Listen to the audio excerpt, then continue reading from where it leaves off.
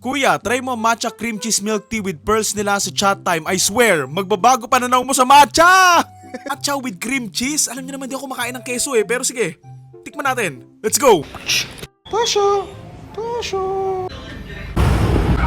Paro? Sana daw silang matcha sa branch na yun, so next branch tayo, hanap tayo ng chat time pa. Okay, it's a different day. Try natin ulit sa chat time dito kung meron na. Maulan. Hey ma'am, may matcha na po kayo? Ang matcha cream cheese milk tea nga po. Pearls na po kayo? With pearls nga po. Pabili na ako. Uwian tayo. Okay, nakauwi na ako. Tikman na nga natin tong... Ano nga ba to? Matcha cream cheese milk tea with pearls ng Chat Time. May inom naman ako ng milk tea pero hindi ko alam kung nakatikim na ba ako ng milk tea ng Chat Time before. Pero magkakalasa lang naman yun eh. Kaya naman yung plastic niya, may isa siyang kasamang tissue. Nahiya talaga sila oh. Isang square lang. May kasama na nga rin siyang straw. And ito na nga, yung inumin mismo. By the way, same branch lang din yung binalik-balikan ko kasi nga, sikat yung matcha eh. So imposibleng hindi sila magkaroon ulit. So ayun, nakabili na nga ako. Nasulat sa ibabaw oh. Cup of Joy. Di ba ano yan, banda? Minumulto ako. Tama na ang satsat. Tiki man time. One it delete. Book. Uy, smooth ah. Actually, ngayon lang ako makakatikim ng ano yan? Matcha cream cheese. So, good luck. Sino yun? Wait lang. Pinipigilan ng tadhana. Tikman ko to ah. Sige na, game.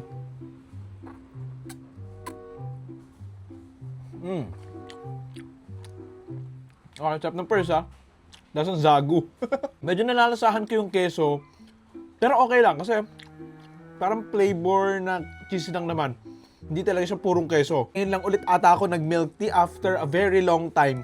So, good for me. Chop niya. Hindi ko malasahan yung lasa masyado ng matcha. Meron. Pero konting-konti lang. Tingnan natin yung pinakaibabaw. Nangingibabaw kasi yung lasa ng ano ng sagu eh.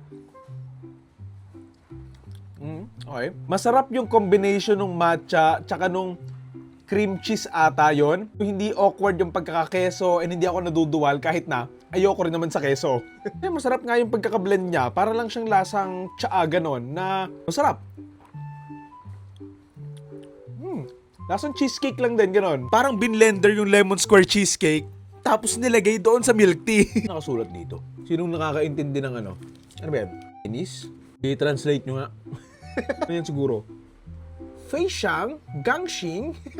May masarap naman. Nabago ba yung pananaw ko sa matcha? Medyo. I love na pwede ka palang i-combine sa lasa ng matcha na for me, may na-improve niya yung lasa niya. I'm not saying na pangit yung lasa ng matcha. I'm just saying na para sa akin na hindi ako mahilig sa matcha, mas gustuhan ko siya. I mean, pwede akong umorder ulit nito. Masarap din ah. Yun din yung gusto ko sa ano eh.